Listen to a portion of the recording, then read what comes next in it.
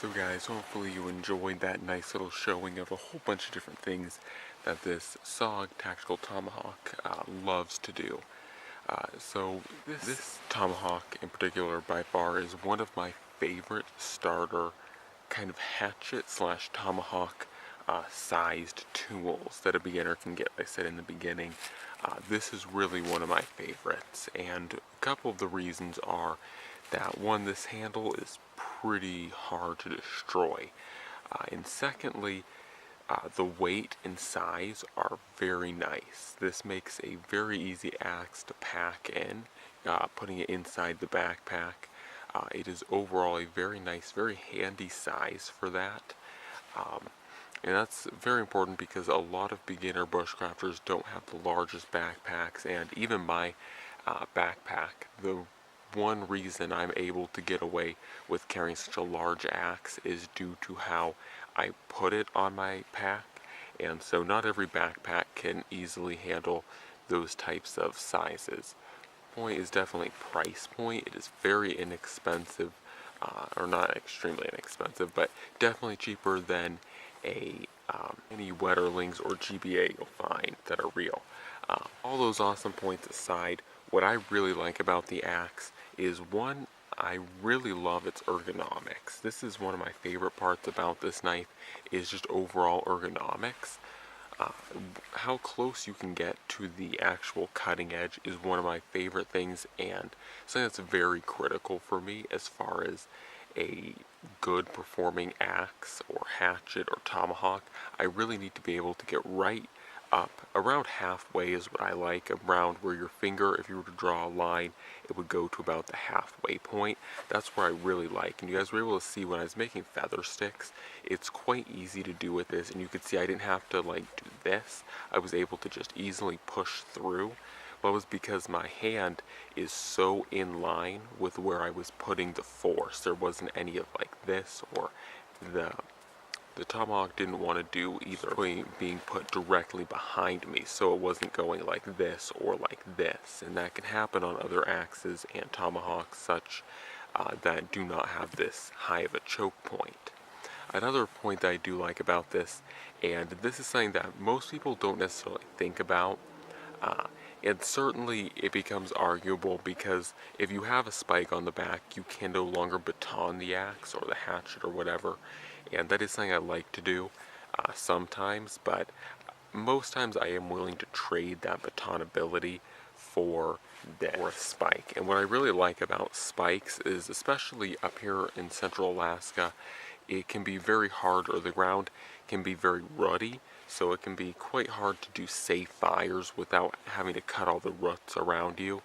And that's what I really like about this. Of course, you can always sharpen a stick and stab it and break all the roots, but this is so much easier, plus you already have it.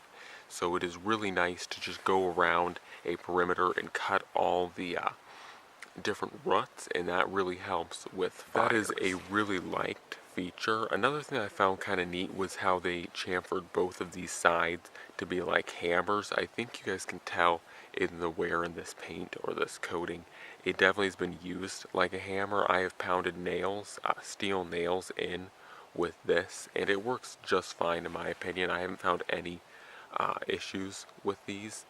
Like SOG's resourcefulness for including little cutout areas for you to be able to hammer, since you are giving this spot up. Lastly, the last part I do like about this is its grind. This grind is much like the GBA axe in the fact that it has a Scandinavian grind almost. This does have a bevel on it, but it has a saber grind technically, but it performs a lot like a Scandi grind, and I really do like this grind for cutting.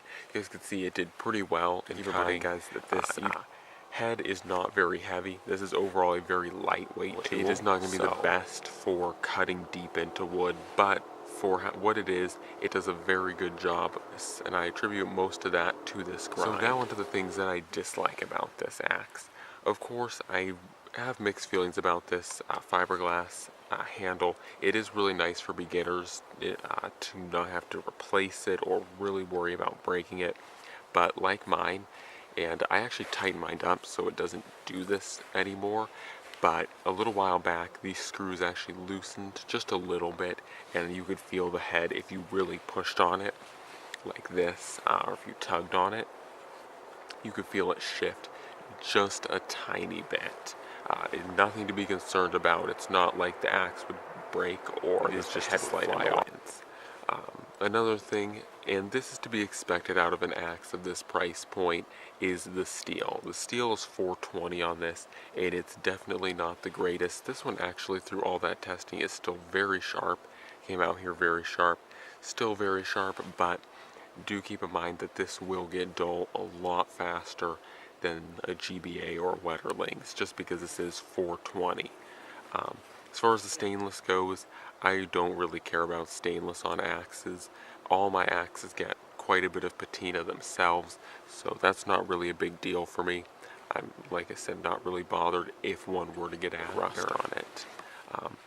Anyways, guys, that is my impressions of it. I do want to note, the sheath is actually way over at the shelter. I'm not at the shelter, but one thing I dislike about the sheath is that it uses 3 buttons, and one button I really don't think it needs to be there, but one of the buttons is right here, so it clips over the entire sheath, or the sheath goes over the entire system, and one of the buttons is like right here.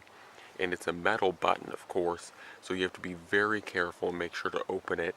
If you have a very nice edge on here, you have to be very careful when pulling it out, because if you don't, you'll literally grind that edge right on a steel button, and I don't think I need to tell you guys what would happen. Your very nice edge is pretty much diminished. So that is a really large dislike I have on the ballistic nylon sheaths that these SOGs come with, or at least came with. This is a pretty old one. This Tomahawk is really awesome and definitely one of my favorites. I will be bringing another Tomahawk out here that I've had for ages. And just to let you guys know, I know you've been seeing a lot of these reviews of older tools or just tools in general. These are a lot of tools that I have kind of forgotten about. This one was replaced by the Wetterlings, and I was just so much in love with the Wetterlings, and then to the GBA that I totally forgot about this tool, but I really do like it, and that's why I wanted to bring it to you guys. This thing is quite old. I've had it, I think, around 2011, 2012. I believe around 2012 was when I got this. For ages, and you guys can definitely see by this coating, very worn and very used. But it has been a really awesome Tomahawk over the years. Thank you for watching, and don't forget to comment, like, share, and subscribe, and tell me what your thoughts are on the SOG Tactical Tomahawks.